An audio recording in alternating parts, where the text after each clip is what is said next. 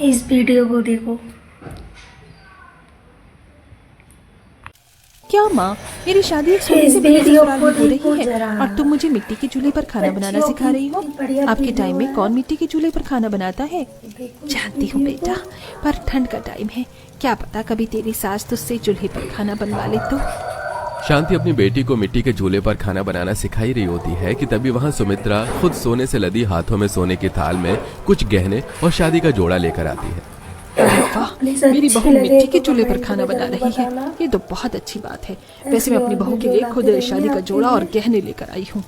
सुमित्रा को सोने से लदा देख पूजा की बहन हैरान रह जाती है। कुछ देर बाद सुमित्रा शगुन की थाल देकर वहाँ से चली जाती है। ऐसे ही कुछ दिन बीत जाते हैं और बहुत जल्द पूजा की शादी हो जाती है। शादी के बाद जब पूजा अपने ससुराल आती है तो अपने सोने से भरा ससुराल देखकर बहुत खुश होती है। अरे वाह, घर में रखी हर एक चीज तो सोने की है और मेरे घर वालों ने कितना सोना पहना है। मेरी तो किस्मत ही खुल गई इतना अच्छा घर पाकर।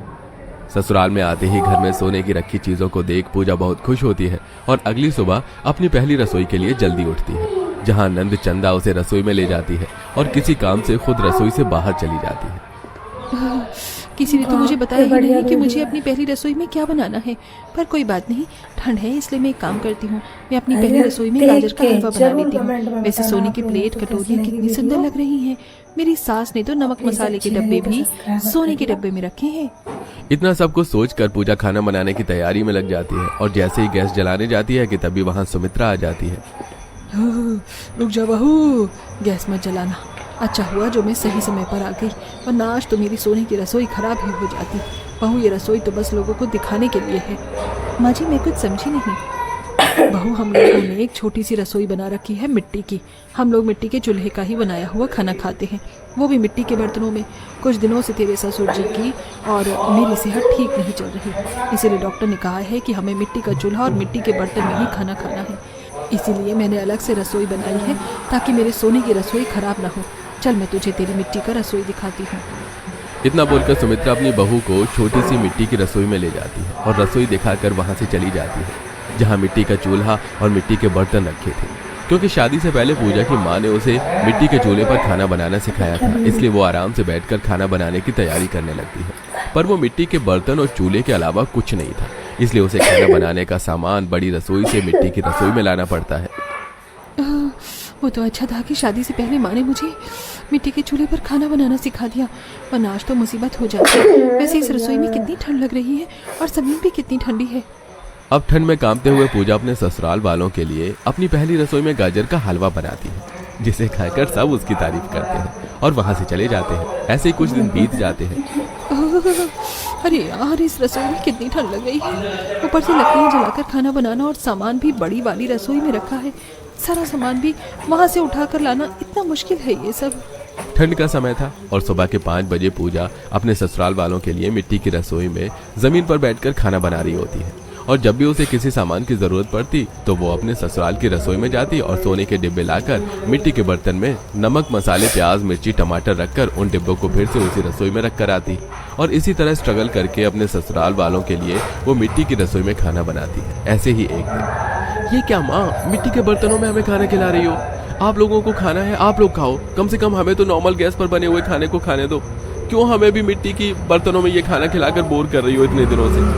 बेटा, बहू क्या सबके लिए अलग अलग खाना बनाएगी इस ठंड में?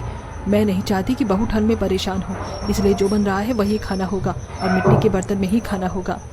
पर माँ, कभी कभी तो गैस पर खाना बन सकता है ना। भाभी को भी मिट्टी की रसोई में खाना बनाने में दिक्कत होती है और देखो, उन्हें तो जुकाम भी हो गया है। चंदा बेटा, बहू को दिक्कत ना हो इसीलिए तो हम उससे मिट्टी के चूल्हे पर खाना बनवा रहे हैं। इतना बोलकर विनोद और सुमित्रा वहाँ से मुंह बनाकर चले जाते हैं। इसी तरह कुछ दिन बीत जाते हैं और एक दिन सुमित्रा विनोद के साथ डॉक्टर के पास जाती है और इसी बीच ठंड बढ़ने लगती है। ठंड तो बढ़ती ही जा रही है, रसोई में कदम रखते ही कब कभी छूट जाती है। आज तो माँ जी और पापा जी भी बाहर गए हैं। एक काम करती हूँ, आज गैस पर खाना बना लेती हूँ। किसी को क्या ही पता चलेगा मिट्टी के चूल्हे पर खाना बना है या गैस पर। अपनी सास ससुर की गैर मौजूदगी में पूजा गैस पर खाना बना लेती है और शाम को जब पूरा परिवार खाने के लिए बैठता है तो पहला निवाला खाती पूजा के सास ससुर को गैस पर बने खाने का सच पता चल जाता है। बहू, अगर तुम्हें हमारी पसंद का खाना हमें नहीं खिलाना तो मत खिलाओ, पर ऐसे झूठ बोलकर खाना तो मत दो।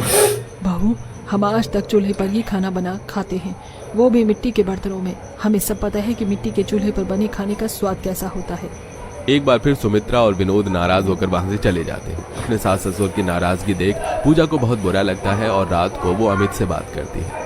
तुम्हारी माँ पापा ने एक बार भी मुझसे ये नहीं पूछा कि मैंने गैस पर खाना क्यों बनाया। मेरी इतनी तबीयत खराब है पर किसी को मेरी कोई फिक्र ही नहीं है। पूजा अपने पति से शिकायत करके सो जाती है और अगले दिन ज्यादा ठंड होने की वजह से लकड़ियां भी गीली होती हैं, जिसे जलाते समय मिट्टी की रसोई में धुआं हो जाता है। एक तो इतनी और ठंड, ऊपर से इन गीली लकड़ियों को जलाकर खाना बनाना, पूरा घर धुआं धुआं हो गया। कैसे बनाऊं सबके लिए इतनी ठंड में चूल्हे पर खाना। परेशान पूजा अपनी मिट्टी की रसोई में इस ठंड में कांपते हुए गीली लकड़ियों को जैसे तैसे जलाकर सभी के लिए खाना बनाती है। वो कभी किचन से मिट्टी वाली रसोई में मसाले लाती तो कभी सब्जियां। ऐसा करके वो बहुत परेशान होती है, इसलिए एक वक्त का खाना बनाने में उसे 2 घंटे लग जाते थे। इसी तरह कुछ दिन बीत जाते हैं और एक दिन उसकी माँ शांति और निशा अपनी बेटी से मिलने के लिए आती है। माँ, दीदी की शादी तो बिल्कुल सही घर में हुई है। सोने से भरा ससुराल, देखो दरवाजा भी सोने का है और घर के बाहर जो बड़ी बड़ी फ्लावर पॉट रखे थे वो भी सोने के हैं। दीदी तो ससुराल में सही राज कर रही होंगी, नौकर चाकर होंगी, सोने के बर्तन में खाना होगा। मेरी शादी भी ऐसे ही किसी सोने के ससुराल में करवाना। अपनी बहन का सोने का ससुराल देखकर निशा बहुत खुश होती है और अपनी माँ के साथ अंदर जाती है। और वो अंदर टेबल पर रखी फलों की टोकरी, सोने की घड़ी, अलमारी, दराज, यहाँ तक कि ग्रिल भी सोने की बनी हुई देखकर हैरान रह जाती है। माँ, मुझे तो अपनी आंखों पर विश्वास ही नहीं हो रहा। अरे समधन जी, आप अपनी बेटी के साथ आइए ना, बिल्कुल सही समय पर आए हैं आप। बहू बस खाना लगाती ही होगी। पूजा बहू, जल्दी से खाना लेकर बाहर आओ, देखो तुमसे मिलने कौन आया है। सुमित्रा की आवाज सुनकर पूजा जल्दी से खाना लेकर बाहर आती है और वो अपनी माँ बहन को देखकर बहुत खुश होती है। कुछ देर बाद पूजा मिट्टी के बर्तन में सबको खाना परोसती है और सभी लोग डाइनिंग टेबल पर बैठकर खाना खाते हैं। दीदी, ये क्या? यहाँ तो तुम खुद खाना बना रही हो और खाने का स्वाद मिट्टी के चूल्हे का है। इसका मतलब तुम अपने सोने के ससुराल में भी मिट्टी के चूल्हे पर खाना बना रही हो। माँ, ये क्या? हाथी के दांत खाने के कुछ और दिखाने के कुछ। मेरी शादी ऐसे सोने से भरे ससुराल में बिल्कुल मत करना। इतना बोलकर निशा मुंह बनाकर खाना खाती है और अपनी बहन से मिलकर अपनी माँ के साथ वहां से चली जाती है। पर निशा की ऐसी बातें सुनकर वहां बैठे सभी लोगों का मुंह उतर जाता है और रात को एक बार फिर पूजा अपने पति से लड़ती है। अमित जी, ऐसे नहीं चलेगा। जो खाना मैं मिट्टी के चूल्हे पर 2-3 घंटे में बनाती हूँ, वो खाना गैस पर 1-1.5 घंटे में बना सकती हूँ मैं। 3 टाइम का खाना इस ठंड में मिट्टी के चूल्हे पर बनाना कोई मामूली बात नहीं है। मैं ऐसे ही यहाँ नहीं रह पाऊंगी। अगर मिट्टी के चूल्हे पर खाना खाना है तो नौकर रख लो या फिर मैं अपने मायके जा रही हूँ। पूजा, इसमें मैं क्या कर सकता हूँ? डॉक्टर ने माँ पापा को सलाह दी है कि मिट्टी के बर्तन में खाने की, और ये सब कुछ ही दिनों की बात है बस। जब से आई हूँ यही सुन रही हूँ। इतना बोलकर पूजा नाराज होकर सो जाती है। अब इसी तरह हर रोज पूजा अपने पति से लड़ती और अमित अपने माता पिता से गैस पर खाना बनाने की बात करता। माँ, तुम भाभी के बारे में इतना सोचती हो तो मान क्यों नहीं जाती? कभी कभी तो हम गैस का खाना खा सकते हैं, भाभी को भी आराम मिलेगा। अच्छा ठीक है, कभी कभी घर में गैस पर खाना बन जाएगा, पर खाना हमारे लिए मिट्टी के चूल्हे पर ही बनेगा, तब तक जब तक हमारी तबीयत ठीक नहीं हो जाती। अगर एक बार हमारी तबीयत ठीक हो गई और डॉक्टर ने कहा कि हम अब नॉर्मल हैं, तो बहू गैस पर ही खाना बनाना शुरू कर लेगी। बड़ी मुश्किल से चंदा और अमित मिलकर अपनी माँ और पापा को मनाते हैं, जिसके बाद पूजा का काम थोड़ा आसान हो जाता है और अब वो अपनी साधारण रसोई में गैस पर खाना बनाती है। और धीरे धीरे बहुत जल्द सुमित्रा और विनोद भी गैस का खाना खाने की आदत डाल लेते हैं और उनकी तबीयत भी ठीक हो जाती है। वीडियो अगर अच्छी लगे तो लाइक और सब्सक्राइबर जरूर करना।